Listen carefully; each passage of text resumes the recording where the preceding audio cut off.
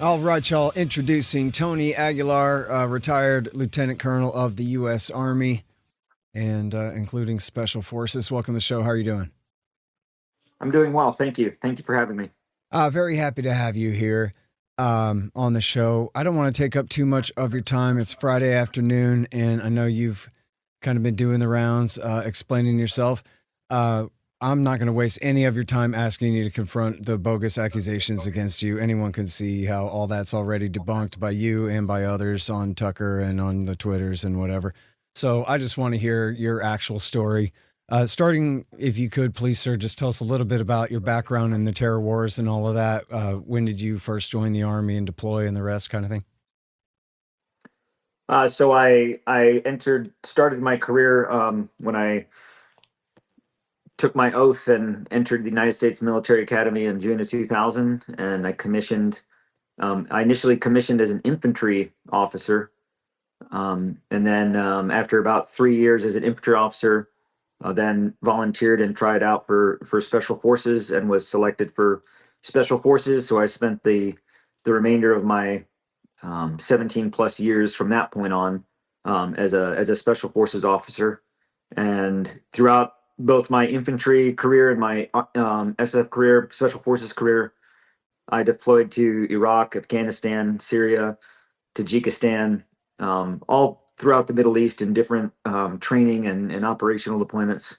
And then also in Southeast Asia to the Philippines, Malaysia, Cambodia, and numerous other countries throughout Southeast Asia, same doing training missions and operational missions and combat missions. And recently retired here at the beginning of the year. And um, soon after retirement, I got a phone call from UG Solutions and wound up as an independent contractor in Gaza. Hmm.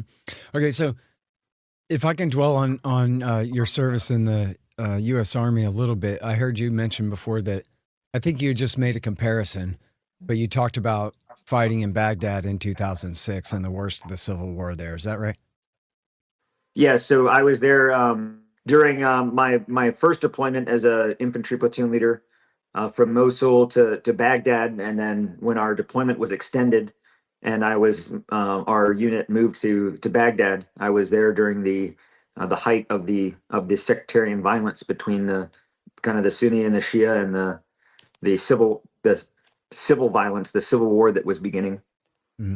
And then when you talk about Tajikistan and Southeast Asia and all this, I mean, I think we've all heard of counterinsurgency operations in the Philippines and things like that. But are you talking about combat missions in Central Asia and in Southeast Asia, or just So training? in the Philippines, there's throughout the duration of the last 2 decades, Operation Enduring Freedom Philippines. So in the southern Philippines, where I was deployed to Mindanao, that was a combat deployment under Operation Enduring Freedom. Hmm. In Tajikistan, I was deployed there under the same operations for Operation Enduring Freedom in Afghanistan, conducting support or still conducting operations under combat authorities in Tajikistan, working with partnered forces. Hmm. Um, I'm sorry, that maybe was a little more confused. So combat operations in Tajikistan, but in support of the Afghan war, essentially. Yes, Okay, interesting. Okay, huh? Maybe that's a whole other interview. I don't want to get too far off on that tangent, but that's interesting. I that don't that think could I've ever be. heard of. That could be. Yeah, I don't think I've ever Yeah. heard of combat operations in Tajikistan in those days. Um, Yeah, and the operations we were doing there directly supporting operations in Afghanistan, particularly in the north in the Kunduz region.